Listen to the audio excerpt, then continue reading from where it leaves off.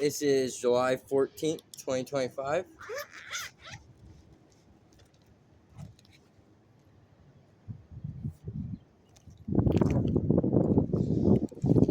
The laws of Moses, Genesis 20.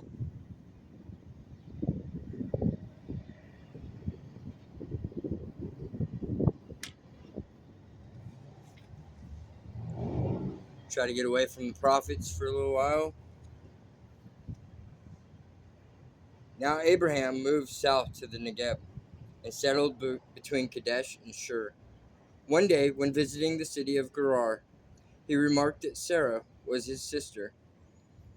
Then King Abimelech sent for her and had her brought to him at his palace. But that night God came to him in a dream and told him, "You are a dead man, for that woman you took is married." But Abimelech hadn't slept with her yet, so he said, "Lord, will you slay an innocent man?" He told me. "Oh, will you slay an innocent man?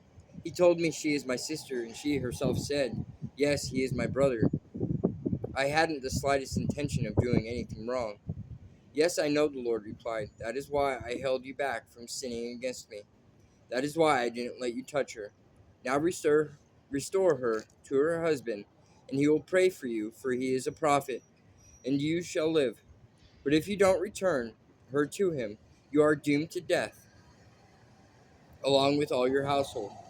The king was up early the next morning and hastily called a meeting of all the palace personnel and told them what had happened, and great fear swept through the crowd.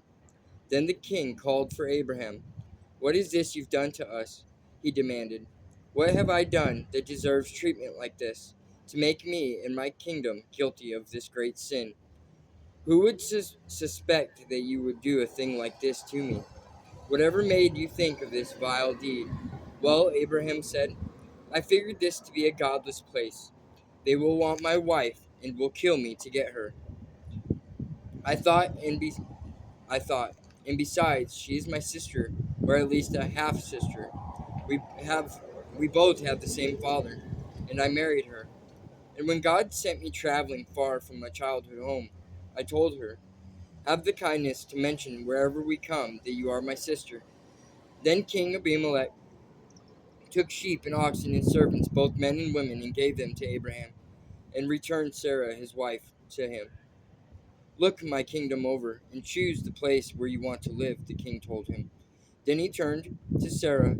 'Look,' he said, 'I am giving your brother 1,000 silver pieces as damages for what I did, to compensate for any embarrassment and to settle any claim against me regarding this matter. Now justice has been done.' Then Abraham prayed, asking God to cure the king and queen and the other women of the household, so that they could have children. For God had stricken all the women with barrenness to punish Abimelech for taking Abraham's wife.